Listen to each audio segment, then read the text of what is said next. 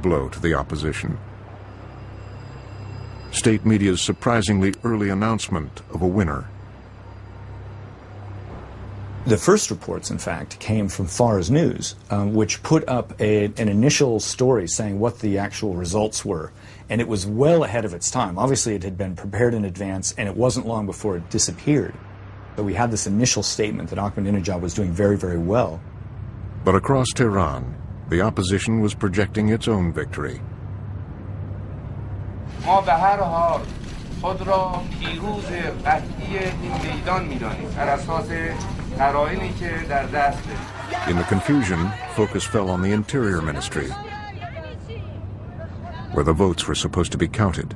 It was probably around 10 o'clock, and still some of the polling stations were not yet closed, but we were surprised to see that right there where the Ministry of Interior building is, which is of course where they were going to do all the voting and the tabulations for this election, they sealed it off with concrete. There were 3 layers of police cars that were also lined up, and then riot police had been marshaled behind that.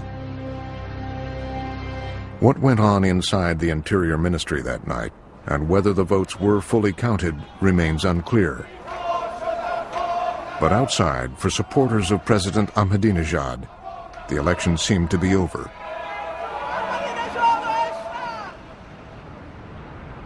The next morning, the official results were broadcast to the world.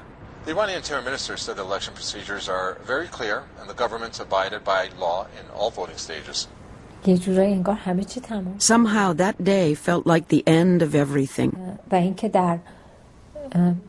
And the worst feeling was that I had unwittingly helped them gain that legitimacy.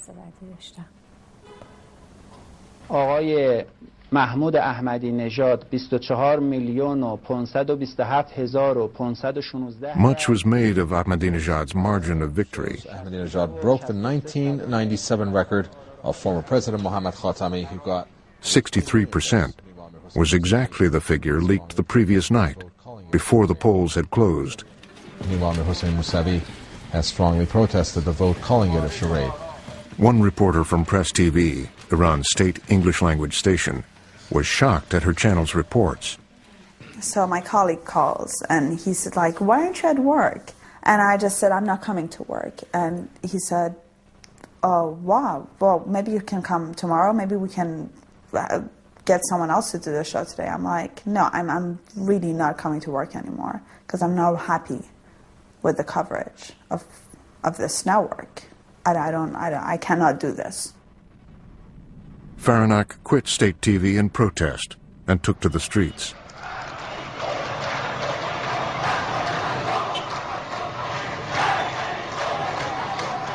The crowd was getting bigger and bigger. People from the shops, they just shut down their stores, joined the crowd. And there were people on the buildings going like this behind the windows and stuff, and they would come down, and they were like all these old ladies. We were crying, and we were like, yeah, go, go, girl. And then all of a sudden, this caravan of motorbikes just got into the crowd and started beating people.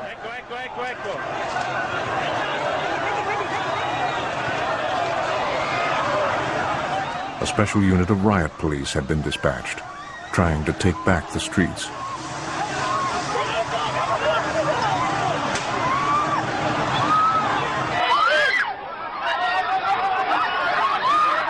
Protesters now tried to film everything on their camera phones.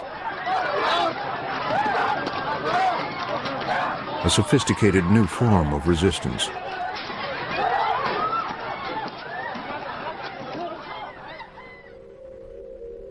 Neda's sister tells us Neda was part of the protest. Neda went to every single demo, all of them. It was during one of those protests that a woman in black chador came up to her and said, "My girl, why don't you dress a little bit more conservatively for these demos? Because I know these animals.